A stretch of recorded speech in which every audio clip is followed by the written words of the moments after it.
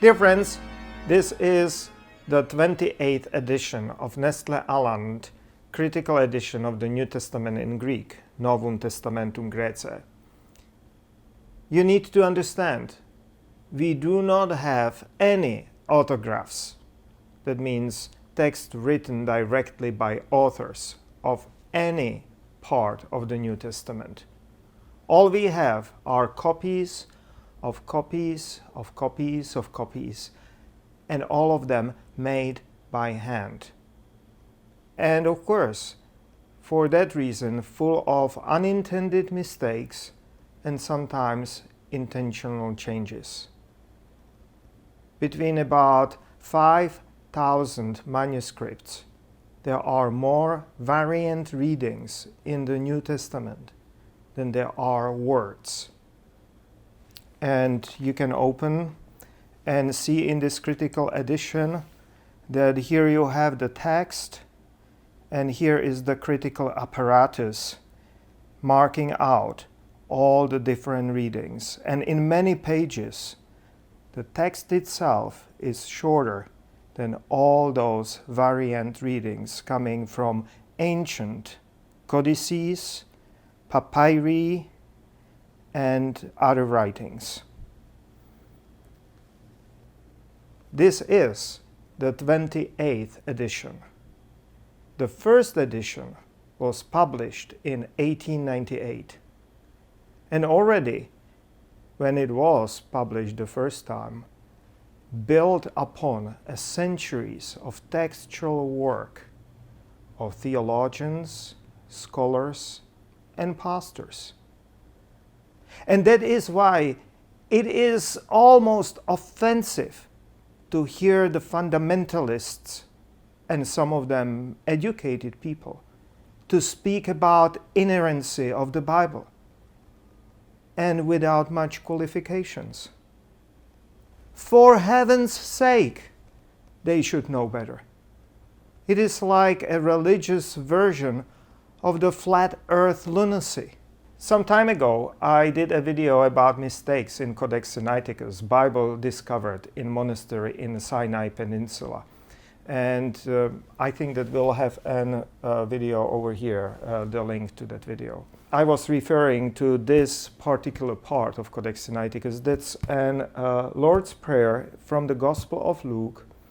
And that Codex Sinaiticus is known to be prone to mistakes.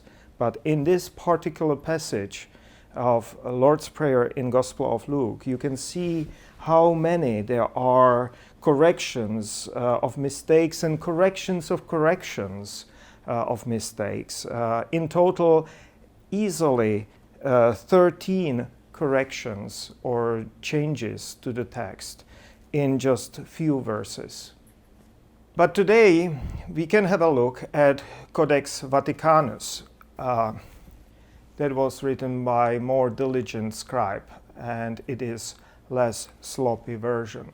Here is an amusing example from Hebrews chapter 1, around the verse 3. That was the original text written in Codex Vaticanus. Phaneron, that Jesus reveals everything, is written there. That was recognized by a later scribe or reader as a mistake. It should be pharon, that Jesus carries everything. And so he deleted or scratched out from the vellum these two letters, making it into what is accepted as an original text.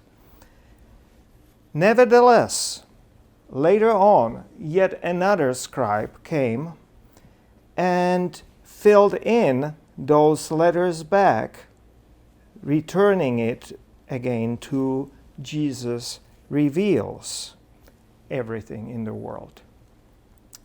And this scribe who corrected correction, returning it back to wrong spelling, wrote a note on a margin, which is truly hilarious.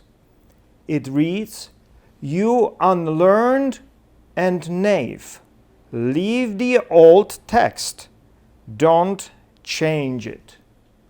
Most likely protesting and insisting on the old and also wrong wording. We don't know whether it was original scribe who filled that back in, or whether it was yet another person. It is possible that this protest was about actually returning it back. We don't know. There might be 2 or maybe 3 hands writing all of this in this just one word.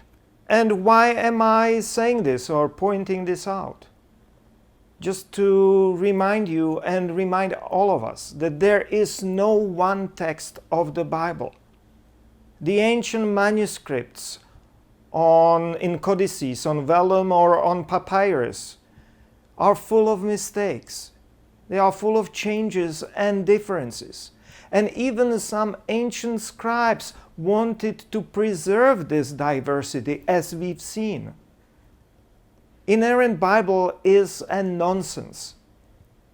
Its very nature is that it is plural, diverse, and forcing us to think, leading us from blind faith to a seeking faith. And that is something you might not know about the Bible. Join us this Pentecost Sunday to see how the Holy Spirit can expand and deepen the gospel in a very powerful and meaningful way.